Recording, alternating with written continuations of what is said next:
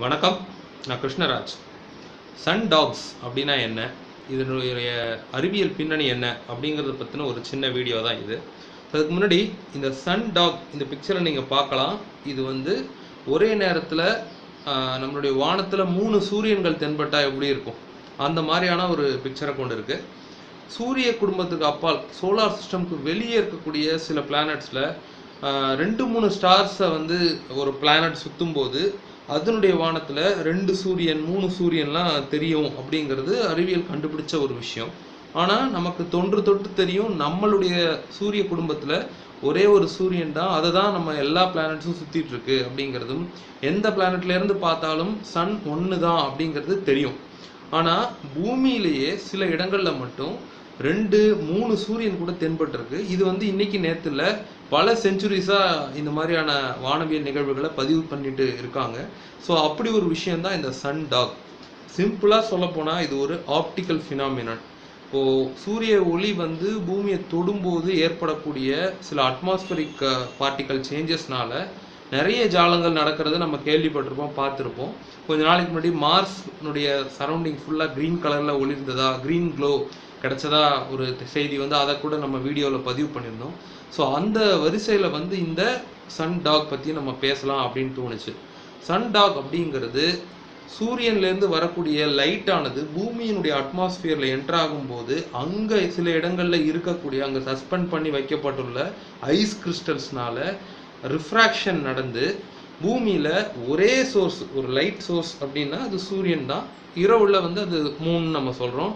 So சூரியனும் 3 இல்லாத மீதி சூரியன் பேரலாக லெஃப்ட் சைட்லேயும் ரைட் சைட்லேயும் 2 லைட் சோர்ஸ் தெரிகிற மாதிரி கற்பனை பண்ணி பார்த்துக்கோங்க. இந்த பிக்சர்லேயும் நீங்கள் பார்க்கலாம். அதை தான் நம்ம வந்து சன் டாக் அப்படின்னு சொல்கிறோம். ஸோ இது வந்து முழுக்க ஃபிசிக்கல் ரியாக்ஷன் தான்.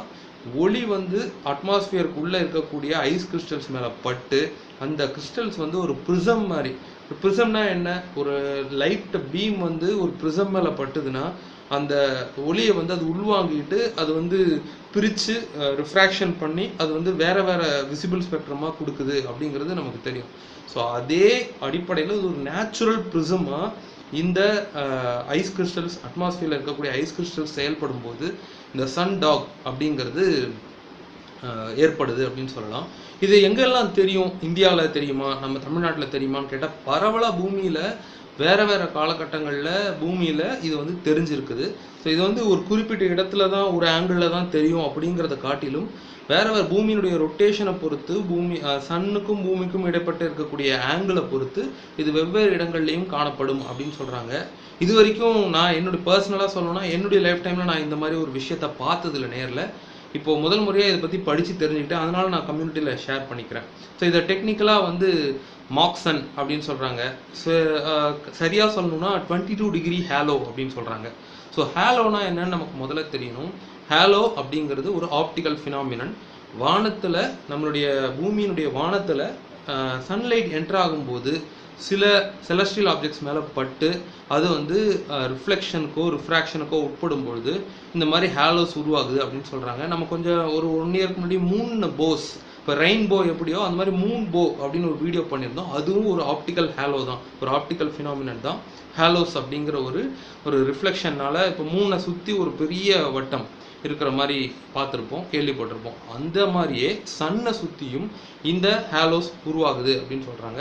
இது வந்து எதேச்சையாக இயற்கையில் நடக்கிற விஷயம் நம்ம சொன்னால் கூட இதனுடைய ஆரிஜின், இதனுடைய எக்ஸாக்ட் ஈட்டிமாலஜி என்னங்கிறது ஒரு மிஸ்டீரியான ஒரு விஷயமாக தான் இருக்குது. தட்ஸ் த ரீசன் நான் வந்து நம்ம சேனலில் இதை ஷேர் பண்ணிக்கணும்னு நினச்சது. ஸோ இது ஸ்பெசிஃபிக்காக இந்த சன் டாக்ஸ்ன்னு ஏன் பேர் வந்தது அப்படின்னு பார்த்தீங்கன்னா, இது வந்து கிரீக் மித்தாலஜியில், ரோம் மித்தாலஜியில், அதாவது உலகினுடைய ஆதி நாகரிகங்கள் எல்லாத்துலேயுமே இதை பற்றி பதிவு பண்ணி வச்சுருக்காங்க. சூரியன் அப்படிங்கிறது ஒரு கடவுளாக வழிபடக்கூடிய நாகரிகங்கள் எல்லாத்துலேயுமே சூரியனுடைய பாதுகாவலர்களாக 2 ஒளி பொருந்திய வடிவங்களை, சூரியன் சென்ட்ரலில் இருக்கக்கூடியது சூரியன், லெஃப்ட்லேயும் ரைட்லேயும் இருக்கக்கூடியது சூரியனுடைய பாதுகாவலர்கள், அதாவது வேட்டை நாய்கள் அப்படிங்கிற அர்த்தத்தில் சன் டாக்ஸ் அப்படிங்கிற ஒரு வழமை வந்திருக்கு. அதை பின்பற்றி இன்றைக்கும் இதை வந்து கலோக்கியலாக வந்து சன் டாக்ஸ்ன்னு குறிப்பிடக்கூடிய ஒரு பழக்கம் இருக்குது. ஸோ இந்த சன் டாக்ஸை வந்து மாக் சன் அப்படின்னு சொல்கிறாங்க. ஸ்பெசிஃபிக்காக சூரியனில், பூமியில் தெரியக்கூடிய இந்த ஆப்டிக்கல் ஃபினாமினனுக்கு பேர் ஒன்று இருக்குது, 22 டிகிரி ஹேலோ.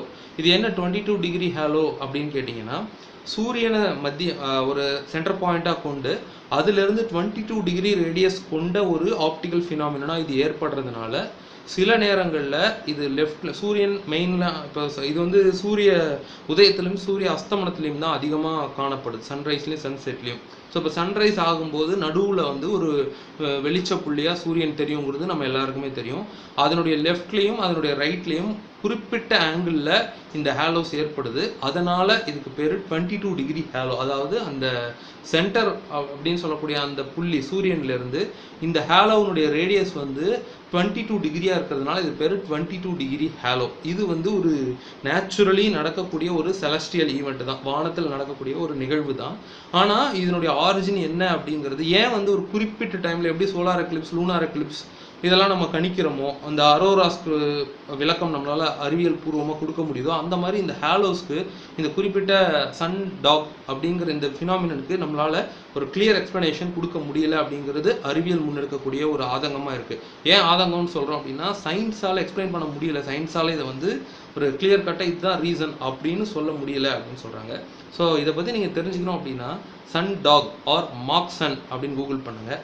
22 டிகிரி ஹேலோ அப்படின்னு கூகுள் பண்ணலாம். ஸோ இது வந்து ரீசெண்டாக எப்போ தெரிஞ்சுது அப்படின்னு கேட்டிங்கன்னா, அமெரிக்காவுடைய மேசேச்சுசெட்ஸ் நகரத்தில் 2016 ஆகஸ்ட்டில் இந்த சன் ஹேலோ அப்படின்னு சொல்லப்படக்கூடிய இந்த சன் டாக் தெரிஞ்சிருக்கு. அதனுடைய பிக்சர் தான் இப்போ நீங்கள் பார்க்குறது. நம்மளுடைய இந்தியாவிலையும் கண்டிப்பாக இது நம்மளுடைய ஏன்ஷியன்ட் டெக்ஸ்ட்டில் எங்கேயாவது இருக்கும். பட் ஆஸ் ஆஃப் நோ என்னால் இதை வந்து நம்ம டெக்ஸ்ட்டில் நம்மளுடைய லிட்ரேச்சர் ஒர்க்ஸில் எங்கேயும் பார்க்க முடியலை. ஏன்ஷியன்ட் ரோம்லேயும் ஏன்ஷியன்ட் க்ரீக்லேயும் இது வந்து ரொம்ப ஸ்ட்ராங்காக பதிவு பண்ணி வச்சுருக்காங்க. அவங்களுடைய நாகரிகத்துக்கு ஏற்ற மாதிரி, அவங்களுடைய கல்ச்சருக்கு ஏற்ற மாதிரி அதை போர்ட்ரே பண்ணவும் செய்யப்பட்டிருக்கு. ஒரு சூரியன், அதை சுற்றி லெஃப்ட் சைட்லையும் ரைட் சைட்லையும் 2 பாதுகாவலர்கள் மாதிரியும், அதை வந்து ஒரு கடவுள், மெயினான ஒரு கடவுள், அவருக்கான ஒரு பாதுகாவலர்கள் மாதிரியும் சித்தரிக்கப்பட்டிருக்கு. ஆனால் இது வந்து ஒரு ஆப்டிக்கல் ஃபினாமினன் தான். இதில் வந்து சயின்ஸினுடைய ரேஷனல் தான் ரொம்ப அதிகமாக இருக்குது. ஆனால் இதனுடைய ஆரிஜின் ஏன் இப்படி நடக்குதுங்கிறது நான் முதல்ல சொன்ன அந்த ice crystals formation. Ice crystals அட்மாஸ்பியரில் சில இடங்களில் எதேச்சையாக தேங்கும் பொழுது அந்த ஐஸ் கிறிஸ்டல்ஸில் சன்லைட் பட்டு இந்த மாதிரியான ஹேலோஸ் உருவாகுதுங்கிறது மட்டும்தான் நமக்கு தெரியுது. குறிப்பாக அது வந்து இன்னொரு கேள்வியும் இங்கே எழும். இது வந்து ஒரு சன் சென்டரில் இருக்குது, லெஃப்ட்லேயும் ரைட்லேயும் அதனுடைய ரிஃப்ளெக்ஷன் மாதிரி 2 சன்ஸ் தெரியுது அப்படின்னா எப்படி வந்து அது வந்து மெயினான சன்னுக்கு ஈக்குவலாக அது க்ளோ ஆகுது அப்படிங்கிறது மிகப்பெரிய கேள்விக்குறி தான். சில இடங்களில் இந்த ஹேலோஸ் வந்து 4ஆகவும் தெரிஞ்சிருக்கு. ஒரு மையப்புள்ளியாக வச்சுக்கிட்டு இந்த சன்னுக்கு மேலே கீழே லெஃப்ட் ரைட் இப்படியும் தெரியுது. பட் ரொம்ப ஃப்ரீக்வெண்ட்டாக வரக்கூடியது இது இந்த 22 டிகிரி ஹேலோ தான். இது ஒரு புது விஷயமாகவும் நம்ம கம்யூனிட்டியில் அவசியம் ஷேர் பண்ணிக்கணும்னு நினைச்ச ஒரு விஷயமாகவும் இருக்கிறதுனால நான் இங்கே ஷேர் பண்ணிக்கிட்டேன். இன்னொரு யூனிக்கான சிந்தனை துணுக்கானலில் சந்திப்போம். நன்றி.